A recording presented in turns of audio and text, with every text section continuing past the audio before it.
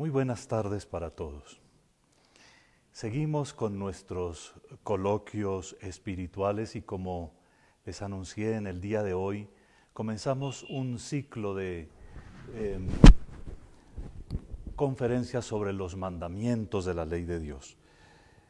Nos da mucha alegría poder compartir este tema con ustedes porque es una riqueza extraordinaria que en medio de todo nos sirve no solo para ilustrar nuestras conciencias, sino para nuestra vida, como ustedes lo verán.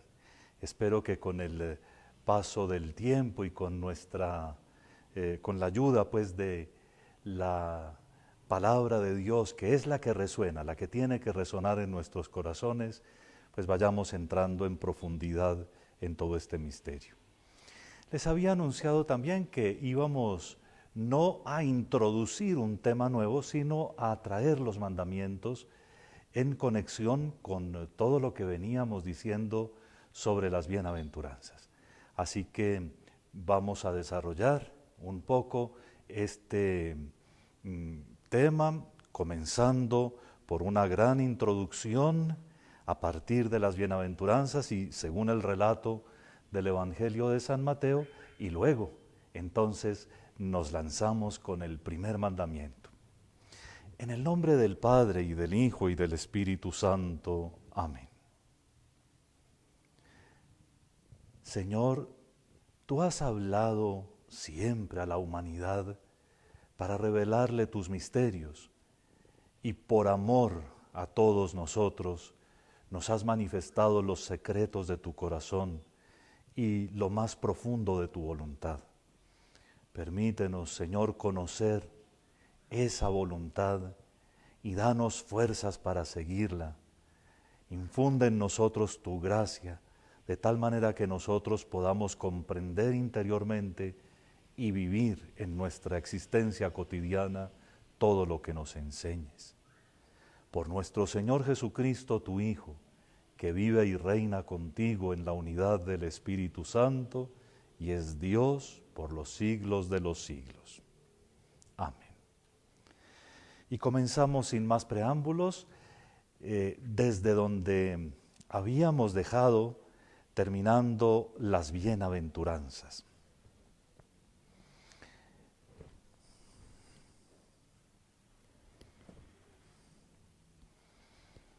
Jesús continuó enseñando a todos los suyos: ustedes son la sal de la tierra, pero si la sal se vuelve sosa, ¿con qué la salarán? No sirve más que para tirarla fuera y que la pise la gente. Ustedes son la luz del mundo. No se puede ocultar una ciudad puesta en lo alto del monte. Tampoco se enciende una lámpara para meterla debajo del celemín, sino para ponerla en el candelero y que alumbre a todos los de casa.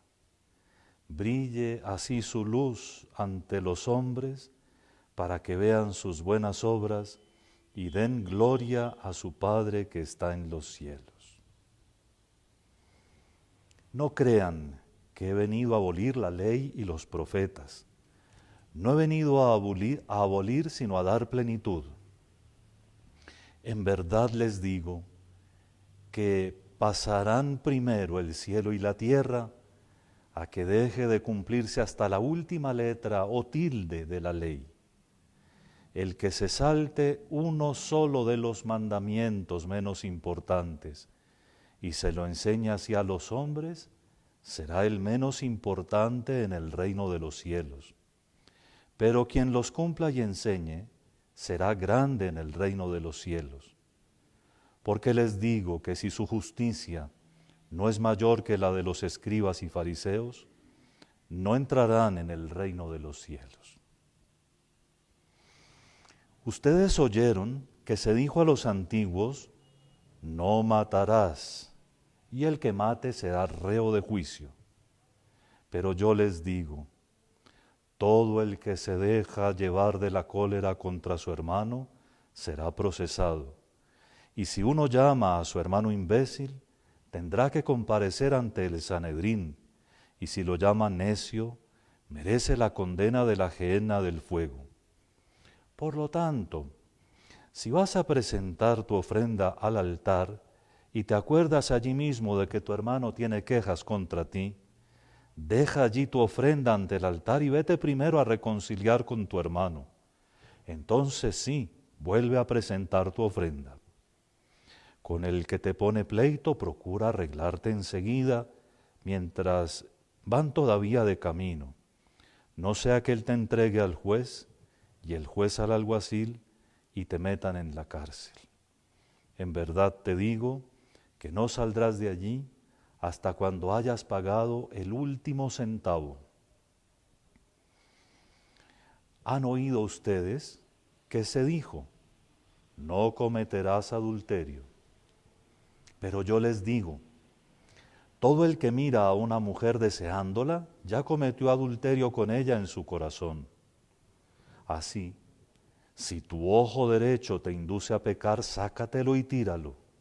Más te vale perder un miembro que ser echado entero a la gehenna. Si tu mano derecha te induce a pecar, córtatela y tírala, porque más te vale perder un miembro que ir a parar entero a la gehenna. Se dijo, el que repudia a su mujer, que le dé acta de repudio. Pero yo les digo que si uno repudia a su mujer, no hablo en caso de unión ilegítima, la induce a cometer adulterio, y el que se casa con la repudiada comete adulterio. También oyeron ustedes que se dijo a los antiguos, no jurarás en falso y cumplirás tus mandamientos, tus juramentos al Señor. Pero yo les digo que no juren en absoluto, ni por el cielo que es el trono de Dios, ni por la tierra que es estrado de sus pies, ni por Jerusalén que es la ciudad del gran rey. No jures por tu cabeza, pues no puedes volver blanco o negro un solo cabello. Que su hablar sea sí cuando es sí y no cuando es no. Lo que pasa de ahí viene del maligno. Gloria al Padre, y al Hijo, y al Espíritu Santo, como era en el principio, ahora y siempre, por los siglos de los siglos. Amén. Pues mis queridos hermanos, les he leído un gran trozo del capítulo 5 del Evangelio de San Mateo por dos motivos. El primero es por hacer la introducción que ya les anuncié, pero el segundo es para demostrarles que lo que vamos a hablar de los mandamientos está en perfecta continuidad con lo que estábamos diciendo.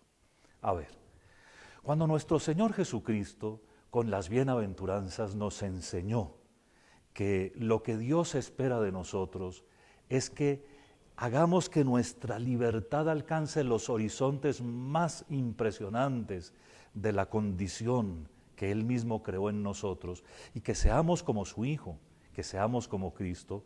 De hecho, habíamos dicho que cada bienaventuranza es un retrato de Jesús, ¿verdad?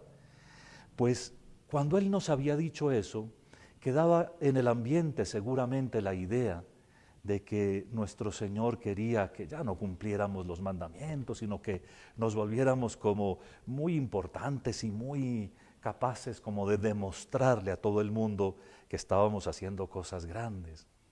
Él sí nos manda, como lo acaban de oír ustedes, a ser la sal de la tierra y la luz del mundo.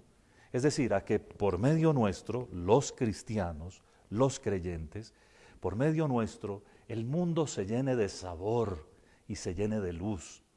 Precisamente por la existencia de los discípulos de Cristo en el mundo, es por lo que el mundo tiene que ser más agradable, más bonito y más iluminado.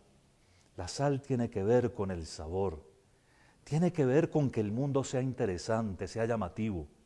Los que cumplen y viven las bienaventuranzas seguramente hacen el mundo más bonito.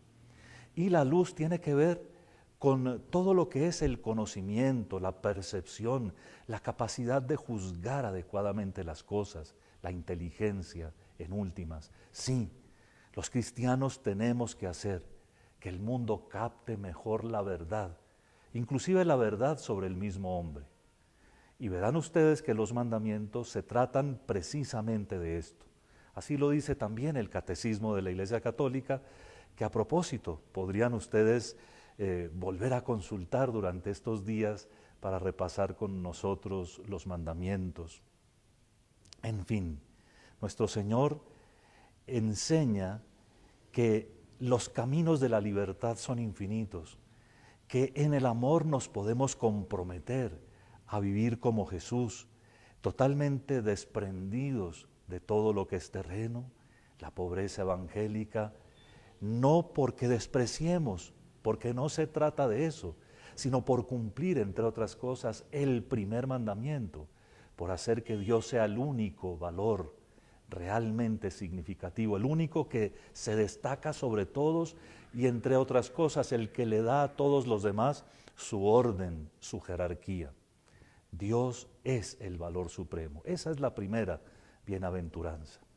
Pero nos enseñó además que los caminos por los que transita la humanidad son caminos que pueden ser empleados como autopistas para alcanzar esos ideales. Las lágrimas, cuando son rectamente ordenadas, el sufrimiento humano, cuando es inevitable, la sensación de querer padecer lo que Dios siente cuando hay pecado en el mundo, cuando a Dios se le ofende, la segunda bienaventuranza es camino cierto de salvación. Y por supuesto que la mansedumbre de la tercera bienaventuranza hace que todos nosotros vivamos al estilo de Cristo, el Cordero humilde de Dios, que precisamente por el camino de su mansedumbre alcanzó la salvación de todos. Es claro, se atrapan más moscas con una gota de miel que con un barril de vinagre, ¿no? Y la mansedumbre es lo que hace atractivos para el reino de Dios a los cristianos. Es decir, muchos se acercan precisamente porque nosotros vivimos como Jesús, manso y humilde de corazón. Habíamos aprendido también que el hambre y la sed de la santidad, de la cuarta bienaventuranza, hambre y sed de justicia, serán saciados.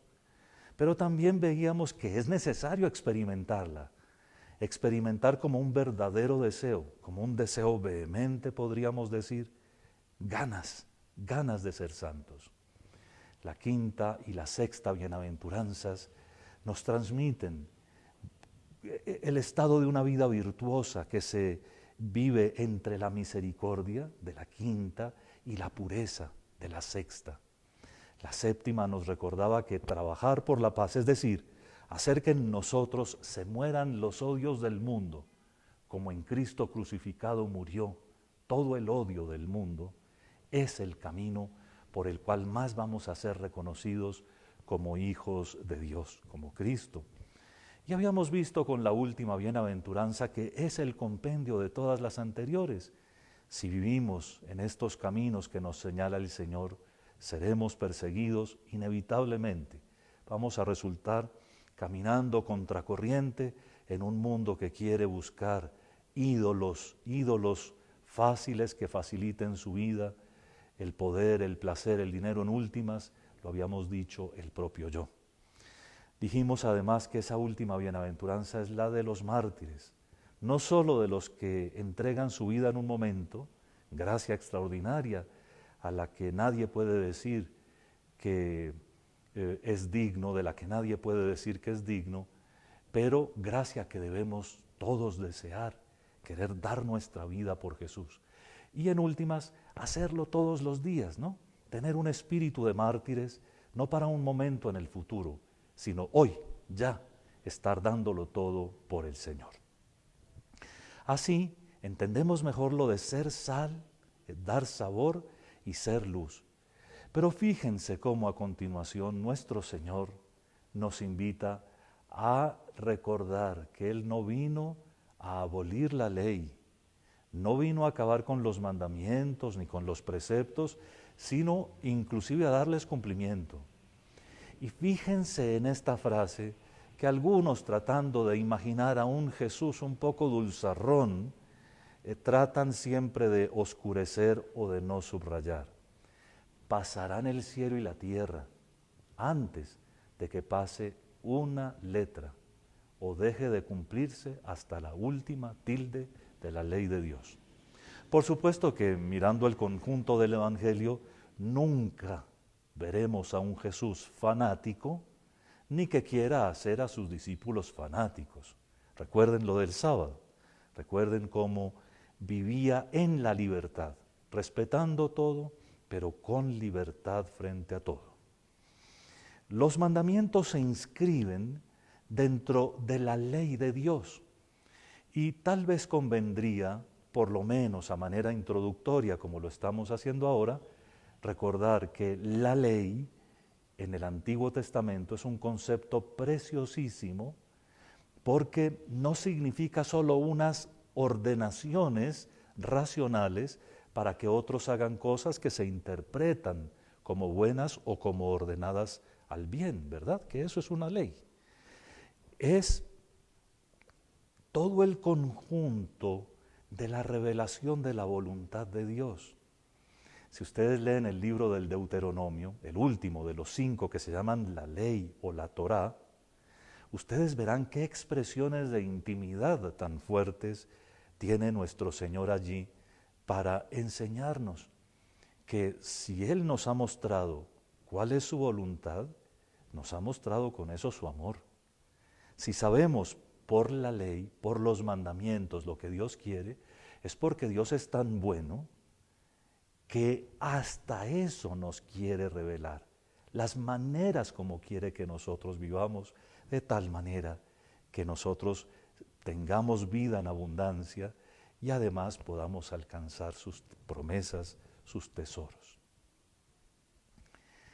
La ley entonces no es para nada despreciable, al contrario, cuando es ordenada de acuerdo con la razón natural y cuando es ordenada por el mandamiento divino, entonces solo puede darnos el crecimiento, la libertad, la bondad y por supuesto también la vida. En un mundo que vive una cierta cultura o incultura de la ilegalidad, volver a mirar las cosas que vienen de la ley con respeto y seriedad es un imperativo. Ustedes y yo tenemos que hacer un esfuerzo muy grande para mostrarle a este mundo un poco descarrilado que la mejor revelación de la paternidad de Dios, de su cercanía, de su amor, es la ordenación de los caminos para que lleguen a Él. Y por supuesto, si se viven en el espíritu de las bienaventuranzas, que es como nuestro Señor Jesucristo quiere que se vivan, pues serán, además de todo, caminos de felicidad, aunque haya persecuciones. Octava bienaventuranza. Pues entonces pasa el Señor a demostrar algo que cuando uno lee con atención el Evangelio de San Mateo, de verdad asombra. Les quise leer 3 mandamientos. Y ustedes oyeron. Jesús dice, oyeron ustedes que se dijo a los antiguos, no matarás. Oyeron que se dijo a los antiguos, no cometerás adulterio. Oyeron que se dijo, no jurarás. Pues bien, yo les digo, ¿quién es pues Jesús que se atreve a tocar los mandamientos, lo más sagrado de la ley, de la Torá del Antiguo Testamento? ¿Quién es este que comienza a hablar delante de un pueblo sensible religiosamente y que va a corregir por lo que se ve la comprensión de los mandamientos? Se dijo no matar, pero no es solo eso. También tiene que ver con todo el respeto de los demás, con todo el juicio y la cordura para manejar las cosas adecuadamente, con no formar pleitos ni mantenerlos, con no guardar rencores. Eso es lo que acaba de decirnos el Señor. Se dijo esto, pero yo les digo. Era no cometer adulterio, pero yo les digo que ni siquiera, aunque una persona esté separada, pero todavía con un compromiso vigente, se unan con ella, porque cometen doble adulterio. Y así sucesivamente, hasta el punto de decir, bueno, es que se trata de ser tan radicales que si un ojo nos es ocasión de pecado, mejor arrancarlo. O una mano, si es ocasión de pecado, mejor cortarla. Y por supuesto que un fanático entendería eso como un machetazo, pero nosotros entendemos que es algo inclusive mucho más difícil que sacarnos un ojo. Es radicalmente renunciar a aquello que nos hace caer en pecados contra nuestra sexualidad, porque de eso se trata, es el sexto mandamiento. Radicales en cortar fuentes de inspiración sucia, fuentes de contacto, relaciones en las que se cae, comentarios de doble sentido, porque de eso es de lo que habla el Señor. No está rebajando nada. Quiere que lo vivamos en la libertad, pero nos señala caminos que son mucho más ajustados a la verdad de lo que Él quiere que nosotros entendamos.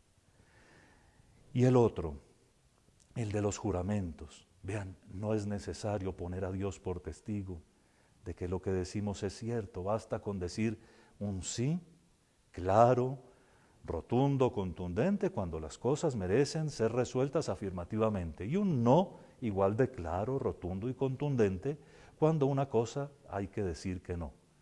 Las medias tintas no son de Dios, lo dice el Señor. Con esto, aparentemente tan fuerte y tan exigente, el Señor no borra para nada la dulzura y la belleza de los horizontes que se nos trazan en el espíritu de las bienaventuranzas, pero nos muestra que a esos horizontes se llega por el camino de una obediencia exquisita al mandamiento divino. Y aquí entendemos la razón de ser del primer mandamiento. Vamos a tratar de entrar juntos en la consideración del primer mandamiento, de todo lo que entraña, de cómo lo formuló el Señor y de cuáles son también las virtudes que lo expresan y los pecados con los que podemos faltarle a Dios. Les pido un instante.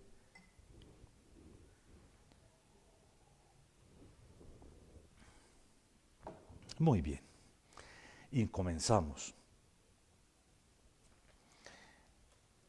Teniendo todo esto en cuenta, teniendo en mente que Jesús quiso explicar los mandamientos a la luz de sus enseñanzas y a la luz de su misterio, porque Él mismo es el hombre perfecto, Él mismo es el que nos dice cuáles son los caminos de la humanidad verdadera, pues comencemos con el primer mandamiento, que es preciosísimo, como ustedes lo saben. Amarás al Señor tu Dios con todo tu corazón, con toda tu alma, con todas tus fuerzas y con todo tu ser. ¿Y cómo sabemos que esa es la formulación del primer mandamiento? Pues porque esa es la que da Jesús en el Evangelio. De tal manera que vamos a ver, por supuesto, el primer mandamiento en el libro del Éxodo, en el libro del Deuteronomio, pero vamos a retener la formulación que nuestro Señor Jesucristo hizo. ¿Por qué? Porque somos cristianos. En el libro del Éxodo, capítulo 20, están los mandamientos y comienza de esta manera. El Señor pronunció estas palabras. Decálogo, que es el otro nombre de los mandamientos, el decálogo, traduce literalmente del griego 10 palabras, decálogo, las 10 palabras. Y Dios mismo llama a sus mandamientos las palabras, una palabra de Dios. El Señor pronunció estas palabras. Yo soy el Señor tu Dios, que te sacó de la tierra de Egipto, de la casa de la esclavitud. Y en el versículo 3, siempre Éxodo 20, No tendrás otros dioses frente a mí. No te fabricarás ídolos, ni figura alguna de lo que hay arriba en el cielo, abajo en la tierra o en el agua debajo de la tierra. No te postrarás ante ellos, ni les darás culto, porque yo, el Señor tu Dios, soy un Dios celoso, que castigo el pecado de los padres en los hijos, hasta la tercera y la cuarta generación de los que me odian. Pero tengo misericordia por 1000 generaciones de los que me aman y guardan mis preceptos. Espero que ya se hayan aprendido de memoria la ubicación de los 10 mandamientos, de las 10 palabras. Éxodo 20. Pero pasemos al libro del Deuteronomio. En el libro del Deuteronomio están en el capítulo 5, a partir del versículo 6. Y entonces, imagínense que muchos años después del libro del Éxodo, cuando se escribe el libro del Deuteronomio, se toman los 10 mandamientos literalmente. De tal manera que si ustedes leen Deuteronomio 5, del 6 al 10, van a encontrar la formulación idéntica del primer mandamiento como se los acabo de leer, cambiando solo la palabra pecado por culpa, pero es lo mismo, idéntica formulación. Ahora bien, hay muchos elementos en el primer mandamiento, tal y como viene en las 2 listas que hay en el Antiguo Testamento, en Éxodo 20 y en Deuteronomio 5. Pero una cosa interesantísima es cómo, terminado ese momento de presentar los mandamientos en el libro del Deuteronomio, Moisés dice, y aquí vamos a Deuteronomio 6, 4 y siguientes. Escucha, Israel. Este es el resumen. Escucha, son 10 palabras. Abre tú también el oído. El Señor es nuestro Dios. En las Biblias que traducen con delicadeza el texto original, normalmente se suprime la palabra Yahvé y se pone la palabra Señor. ¿Por qué? Porque en el texto judío, en el texto hebreo de la Biblia, la palabra Yahvé siempre viene con unas vocales cambiadas. ¿Para qué? Para que uno se dé cuenta que no lee Yahvé, sino que lee Adonai, mi Señor. Y entonces, cuando alguien llama a Dios Jehová, pues francamente no sabe leer hebreo, porque Yahvé o Javé, con las vocales que corresponden a mi Señor, es una lectura equivocada, pero dice Jehová. Ese no es el nombre de Dios. En la Biblia hebrea se escriben las consonantes de Yahvé y las vocales de mi Señor. Yo les estoy transmitiendo el texto de la Biblia que vamos a usar en la liturgia de aquí en adelante en Colombia, que es una traducción muy bien hecha, muy respetuosa del texto original. Bien, escucha, Israel, el Señor nuestro Dios, el Señor es uno solo. Amarás pues al Señor tu Dios con todo tu corazón, con toda tu alma y con todas tus fuerzas. Estas palabras que yo te mando hoy, palabras que mando, estas palabras que yo te mando hoy, estarán en tu corazón.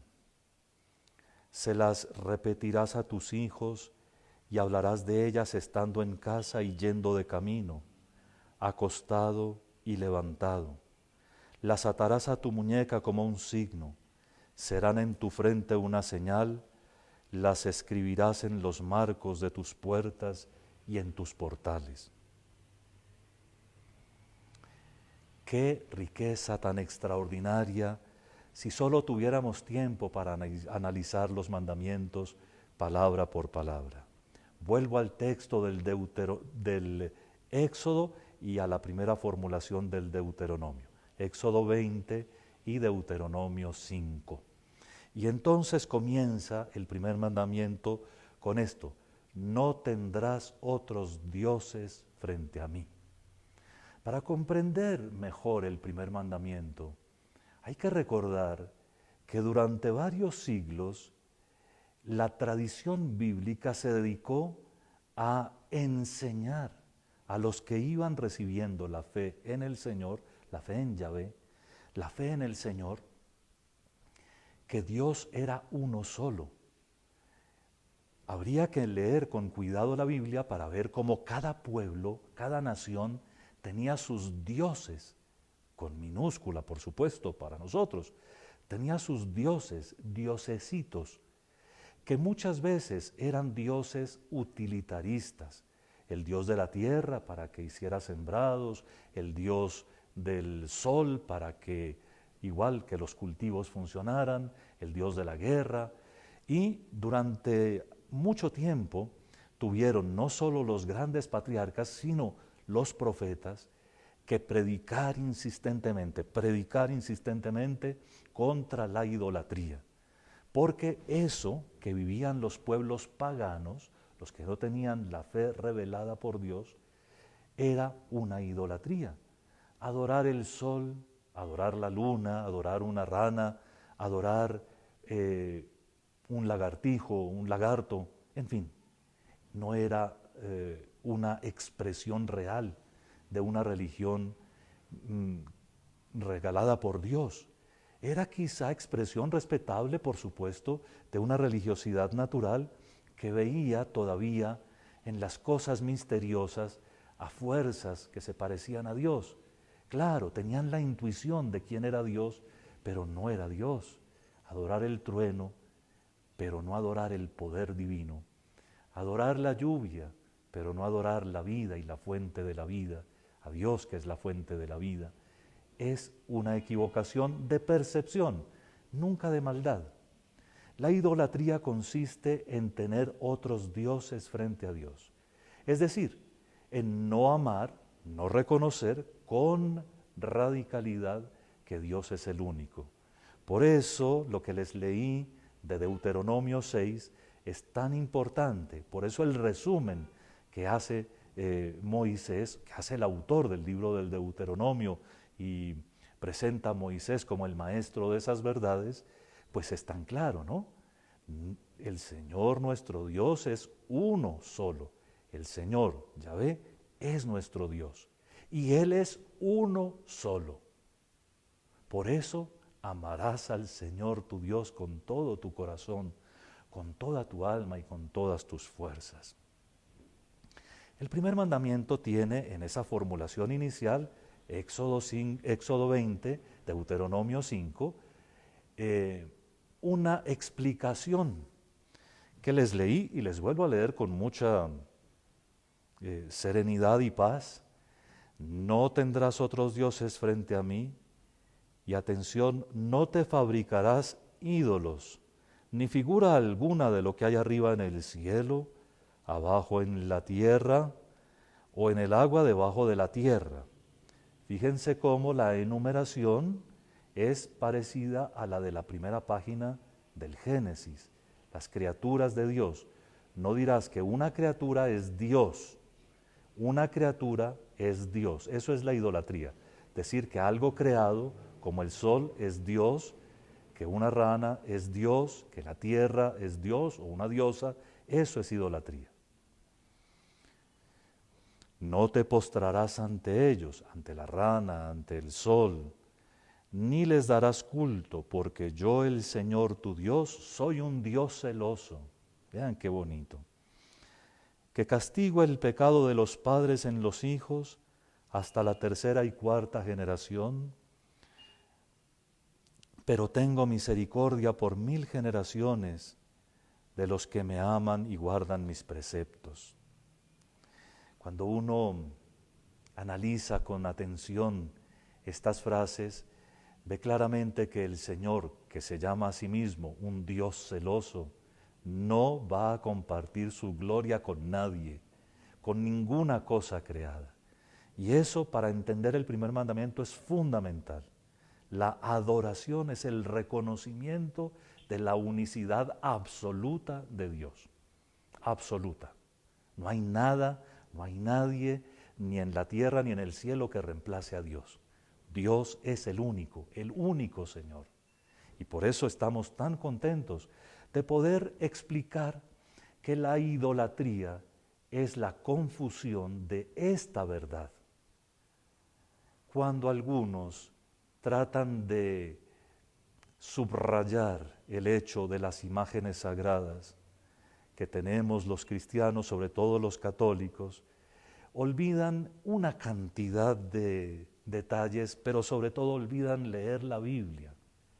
Porque aquí no dice que no se pueden hacer, digamos, efigies o cosas parecidas, sino que uno no puede reemplazar a Dios con otro Dios. Si uno no lee con atención, uno no se fija de cuáles imágenes se trata aquí. Y para que sepan cómo les falta leer la Biblia a los que nos pelean por nuestras imágenes siempre tan queridas,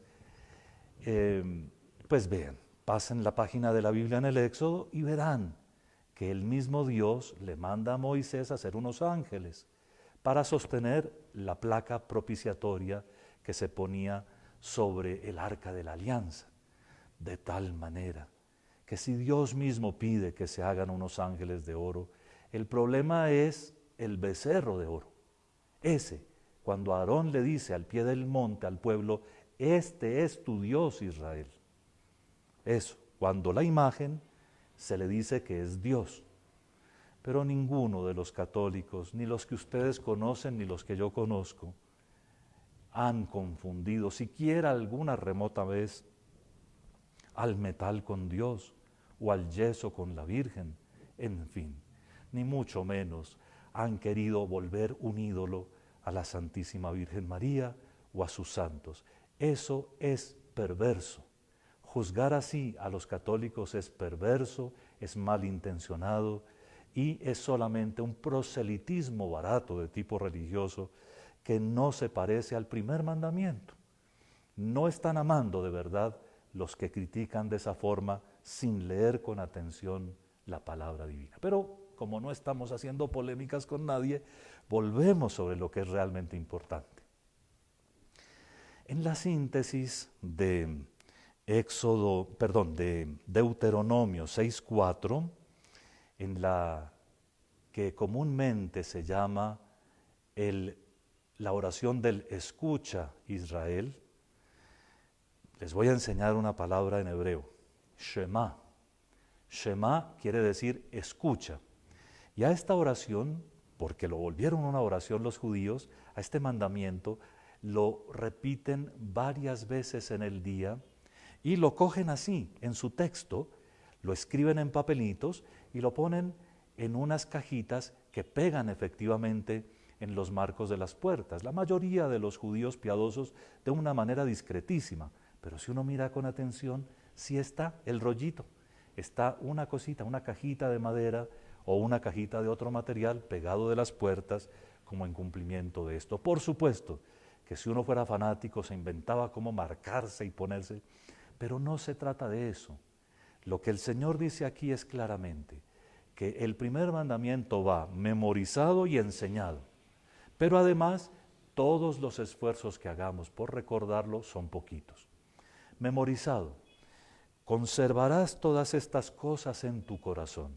Enseñado, se las repetirás a tus hijos estando en casa y yendo de camino, acostado y levantado. Y luego usaremos cualquier medio para recordarlo. Es decir, las atarás a tu muñeca como una señal, las pondrás ante tu frente, las pondrás en tus puertas. Todo en una sociedad normal debería recordarnos el amor de Dios. Les pongo una prueba. Los templos católicos no son signos que nos recuerdan a Dios nuestro Señor y toda la belleza y la bondad divinas? Los signos religiosos, esos que vemos por la calle, porque la gente piadosa los pone, ¿no nos recuerdan a Dios? De eso se trata el primer mandamiento, de promover el amor de Dios. Y entramos con eso rápidamente en las virtudes que tienen que ver con el primer mandamiento, que pues ya las he enunciado un poco, pero ahorita quisiera decírselas de una manera un poco más ordenada. En primer lugar, el primer mandamiento se refiere a las virtudes teologales, a la fe, la esperanza y la caridad. ¿Quién ama a Dios? El que vive de la fe, la esperanza y la caridad. Como nos dice la formulación primera del mandamiento, Éxodo 20, Deuteronomio 5, la adoración, es decir, el reconocimiento de Dios uno, absolutamente uno, digno de ser amado sobre todas las cosas, es fundamental. La oración. El primer mandamiento se cumple cuando hacemos oración, pero oración en serio. Cuando era párroco, muy consciente de mi deber de educar a la gente, así en ese nivel tan cercano y tan bonito que tienen los párrocos, siempre que una persona venía, trataba de ayudarle a hacer su examen de conciencia, y entre las cosas que veía cuando repasaba su vida demasiado superficialmente era que necesitaba más oración. Y por supuesto le preguntaba, ¿y usted ora todos los días? Sí, padre. ¿Pero cómo ora? Y entonces esa pregunta ya los sacaba un poco de los rieles fijos y los hacía pensar, yo me echo la bendición por la mañana. ¿Y qué más? No, yo rezo un Padre Nuestro y a veces una Ave María por la noche. ¿Y qué más? No, y no más. Mis queridos, la oración es conversación con Dios. Y esa se debe hacer todo el día, en medio de las actividades que tenemos, dándole gracias, dándole gloria a Dios nuestro Señor y diciéndole cosas bonitas. ¿Cómo puede otro saber que lo amamos si no se lo expresamos? La oración debería tener un ritmo fijo. No es esta una intervención sobre la oración, de eso hablaremos en otra catequesis, pero la oración debería tener espacios y ritmos durante la jornada. Deberíamos visitar cuando podemos el Santísimo Sacramento y deberíamos tener un momento de lectura de la Biblia y de repaso con el corazón de lo que Dios nos enseña allí. Así que miren mucho que el primer mandamiento se cumple en la oración. Los sacrificios. Vean, toda vida humana tiene ocasión para sacrificios y por supuesto que aquí no se trata de lastimarnos nosotros mismos, sino que para cumplir el primer mandamiento hay cosas que tenemos que hacer. Por ejemplo, si para orar tenemos que levantarnos más temprano, el pequeño sacrificio de poner nuestro despertador, de buscar un lugar calmado, eso es lo que le agrada a Dios que ofrezcamos.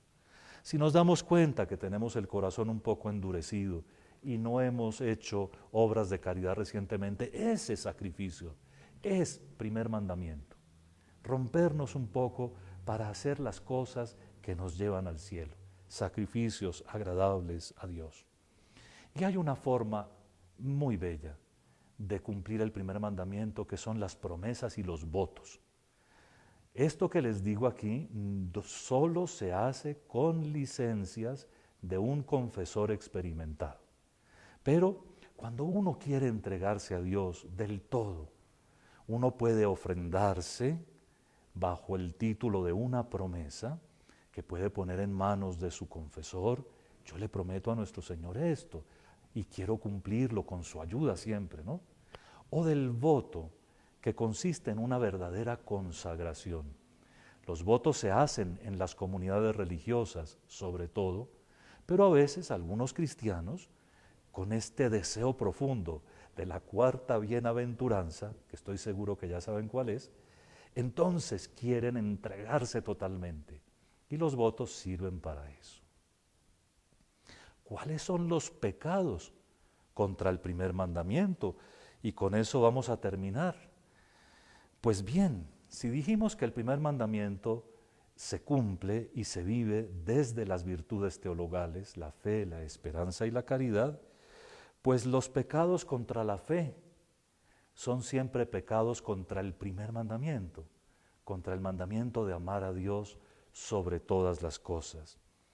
¿Cuáles son esos pecados contra la fe? Las dudas, cuando son voluntarias, por supuesto. Si a mí me asalta una duda sobre algún tema, debo buscar un buen sacerdote, sobre todo mi párroco, y resolver mi duda. Si persiste la duda, orar y hacer sacrificios convenientemente hasta cuando capte yo el misterio que Dios me ha revelado y que yo no alcanzaba a ver. Pero cuando la duda es voluntaria y cuando yo riego mis dudas por otros lados, hay un pecado grave, siempre es grave, contra el amor de Dios, contra el primer mandamiento. Tener uno sus dudas y andarlas pregonando por ahí. Y se refiere también a ciertas personas en la iglesia. Cuando uno quiere desprestigiar para alejar a la gente, por ejemplo, de su párroco, o de su obispo, o del Santo Padre, entonces peca feamente contra el primer mandamiento, la fe. La incredulidad, que es técnicamente el menosprecio de alguna verdad revelada. Yo no creo en esas cosas. Y hay que tener mucho cuidado en nuestra sociedad moderna con estos súper actuales, ¿no? Súper modernos que se dicen, yo no creo en curas, yo no creo en la institución, yo tengo mi propia religión, soy católico pero de espíritu. Por el amor de Dios, eso no existe. Pregúntenle a nuestro Señor Jesucristo. Uno es creyente, discípulo de Jesús en todo lo que Él instituyó, también la iglesia y sus sacramentos. Incredulidad es esa, negación pertinaz de alguna verdad, que se puede volver muy grave. Cuando la incredulidad llega al punto de uno romper con la iglesia, yo definitivamente no creo en esto, eso se llama herejía. Y el hereje, el que dice no y definitivamente no creo en esto, queda excomulgado. Una consecuencia de la herejía muy frecuente es la apostasía, es decir, salirse uno de la iglesia.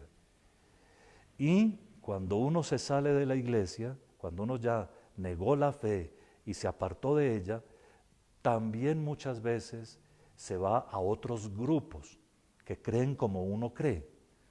Y entonces se llama cisma. Cisma quiere decir división. La herejía, la apostasía y el cisma son pecados tan graves contra el primer mandamiento que se acarrean inmediatamente la excomunión. Yo estoy seguro que ustedes que me oyen no incurrirán en una cosa de estas, pero tengan mucho cuidado de no hacer compromiso con ninguna cosa que no pertenezca a lo que es nuestra santa y única iglesia, una santa, católica y apostólica, porque dejar que se contamine la fe es también ya, aunque sea en poquito, pecado contra la fe. Contra la esperanza. Hay un pecado que se llama la desesperación. ¿Quién lo comete? El que sin motivos psicológicos, ¿no? Porque hay estados depresivos en que las personas pierden un poco la capacidad de razonar. Sin estados depresivos, las personas comienzan a decir, no, yo no tengo salvación, ya me enredé tanto, no, nos vemos en la antesala del infierno. Desesperación. O lo contrario, también es pecado contra la esperanza, la presunción. Yo tengo el cielo ganado. No, yo con todo lo que he vivido, yo ya me gané el cielo. Creer que sin esfuerzo y sin conversión, uno se va a ganar la salvación. Fe, esperanza y caridad. La caridad, por supuesto, se refiere aquí al amor a Dios, y falta a la caridad quien rechaza a Dios. O, atención, El que vive en la indiferencia, cuando uno se pasa un día entero sin orar o con muy poquita oración, puede estar en la indiferencia o en otro pecado contra la caridad, que es la tibieza. Que Dios no nos coja tibios, porque acuérdense lo que dice el Apocalipsis, porque no eres ni frío ni caliente, te vomito, me produces asco. La tibieza, esa pereza para hacer nuestros ejercicios espirituales, esas ganas de no rezar o de que otros recen por uno, esas ganas de no ir a misa, esa pereza que da, eso, esa tibieza es pecado contra el primer mandamiento. O lo que les decía, la verdadera indiferencia, la indiferencia. La ingratitud, cuando nosotros no somos conscientes de cómo Dios ha hecho todas las cosas por nosotros y por nuestra salvación, y no le estamos agradeciendo y no agradecemos serena y ojalá continuamente sus dones, pues también caemos en pecado contra el primer mandamiento. Y algunos, gracias a Dios, nosotros ni conocemos eso, pueden llegar por obra de la pereza espiritual, de la falta de cultivo del amor de Dios, a un verdadero odio por Dios y de las cosas santas. ¿No sería extraño en algunos articulistas de esos, de algunas revistas que les dan más pantalla que prestigio, que haya un poco de odio de Dios cuando la emprenden tan bruscamente en ciertas ocasiones contra la justicia divina, contra la manera de Dios haber creado al hombre y a la mujer, de Dios haber dispuesto el matrimonio, de Dios haber dado el valor de la vida como sagrado? Muchas personas podrían incurrir en sus comentarios, en comentarios verdaderamente promotores de una especie de odio de las cosas de Dios, que en últimas es el odio de Dios. Pero eso es tan horrible que es mejor uno por lo menos saber que existe, que es un pecado contra el primer mandamiento y que no lo vamos a cometer. En este sentido, en el sentido de los descuidos de la fe, dice el Catecismo de la Iglesia Católica, que les invito a leer para profundizar, que la superstición, la adivinación y la magia negra son pecado contra la fe y por lo tanto contra el primer mandamiento. Superstición. Eso de andar creyendo más en ciertos contactos extraños, en ciertos pases medio mágicos que no corresponden a la liturgia sobria, católica. Estar promoviendo una cantidad de riegos, de velas, de ciertos exorcismos por ahí. Solo hay un exorcista en cada diócesis. Tengan mucho cuidado de eso. Y lo nombra el obispo. Solo hay uno en cada diócesis y lo nombra el obispo. Si no tiene un título dado por el obispo, es un charlatán, invariablemente. Cuidado con eso que se puede volver superstición. Lecturas de cartas, tarot, horóscopos, todo eso es supersticioso y es una negación práctica de Dios. Aceites que la iglesia no ha bendecido y que andan vendiendo y bendiciendo por ahí. No existen aceites benditos para llevar a las casas. Y una cantidad de cosas a las que se les atribuyen poderes, que la piedra, que la espiga, que la herradura, que la sábila. Esas cosas a las que se le atribuyen poderes son todas supersticiones y son pecado contra el primer mandamiento. Por supuesto, la idolatría y por supuesto la irreligiosidad, esa de la que hacen alarde tantos modernos, el ateísmo, cuando es culpable, si uno no nace ateo porque la familia de verdad bloqueó todo contacto con Dios, pero lo hace por desprecio, por elegancia, y ciertas pertenencias, que uno pertenezca a sociedades mistéricas y secretas como ciertos grupos gnósticos, eso es pecado gravísimo contra el primer mandamiento, y masones y parecidos. Así que tengan mucho cuidado porque todo esto que enseñamos hoy es por lo menos para uno darse cuenta que en el primer mandamiento tenemos que andar con una infinita delicadeza.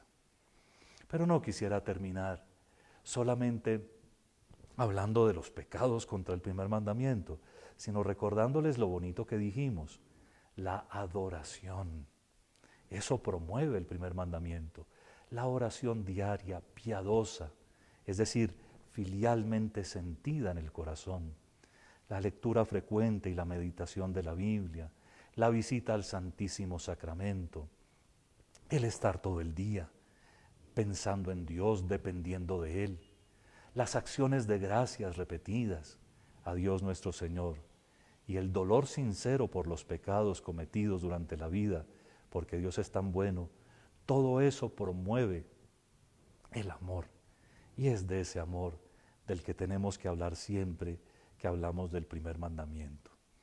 Así que hemos terminado por el día de hoy y siempre me gusta que este coloquio espiritual se vuelva un verdadero momento de encuentro con el Señor.